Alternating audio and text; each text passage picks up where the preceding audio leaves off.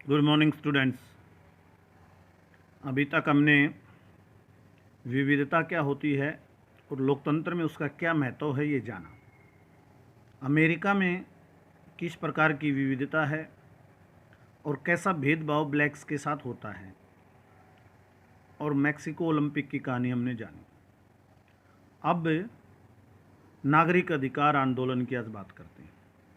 1954 से 68 तक अमेरिका में नागरिक अधिकार आंदोलन चला जो अहिंसा पर आधारित था। मार्टिन लूथर किंग जूनियर ने इसकी अगुवाई की। मार्टिन लूथर किंग जूनियर जो ब्लैक्स के अधिकारों के लिए लड़ रहा था, एफ्रो अमेरिकी था। ये भी एफ्रो अमेरिकी आपको मैंने बताया था, जो अफ्रीका से लाए गए थे दास, गुलाम या मज़दूर अमेरिका में, उनके वंशज जो हैं ब्लैक्स हैं और वो एफ्रो अमेरिकी कहलाए जाते हैं।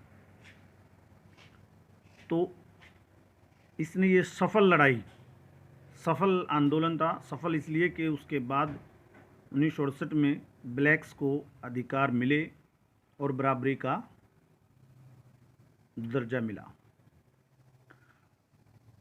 मार्टिन लूथर किंग जूनियर शब्द इसके साथ इसलिए लगता है कि एक मार्टिन लूथर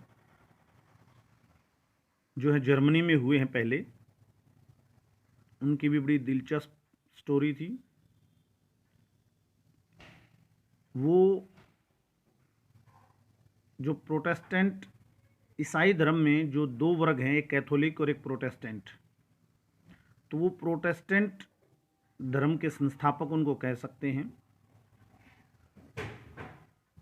ये भी इसी लेसन से संबंधित एक प्रकार का विषय है, क्योंकि जो प्रोटेस्टेंट के साथ कैथोलिक भेदभाव करते हैं वो भी इस लेसन में आगे आएगा।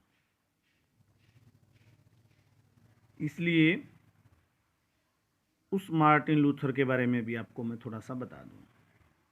वो मार्टिन लूथर जर्मनी से थे और उस समय पर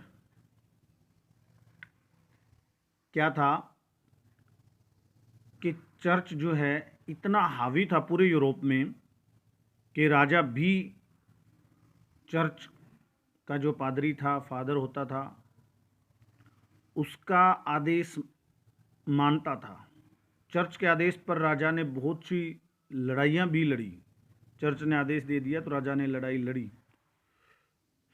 मुसलमानों और ईसाइयों के मध्य 12 युद्ध हुए चर्च के आदेश से, धर्म युद्ध कहे गए वो। चर्च के आदेश पर बहुत से वैज्ञानिक को फांसी दे दी गई, क्योंकि वो जो खोज कर रहे थे वो बाइबल में जो लिखा था उसके उल्ट कर रहे थे।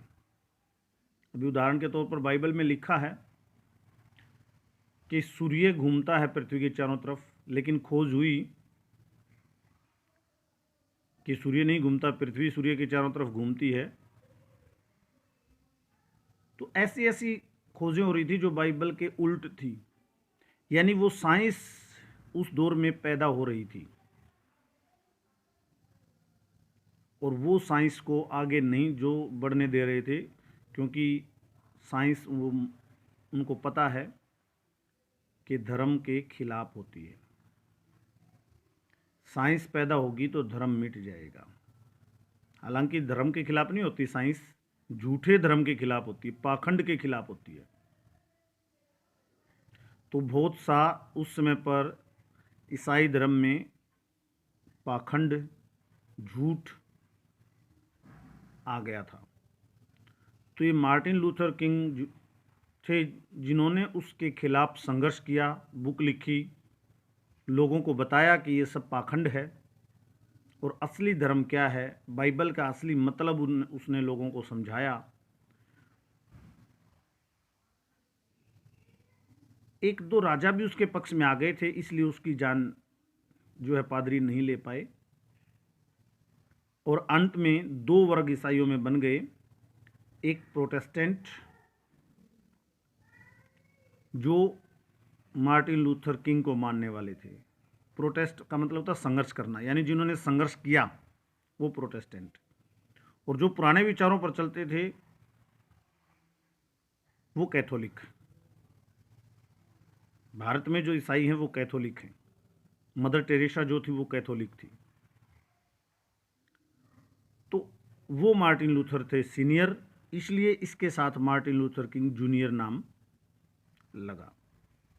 और इन्होंने एक सफल आंदोलन का नेतृत्व किया और ब्लैक्स को अधिकार दिलाए 1968 में।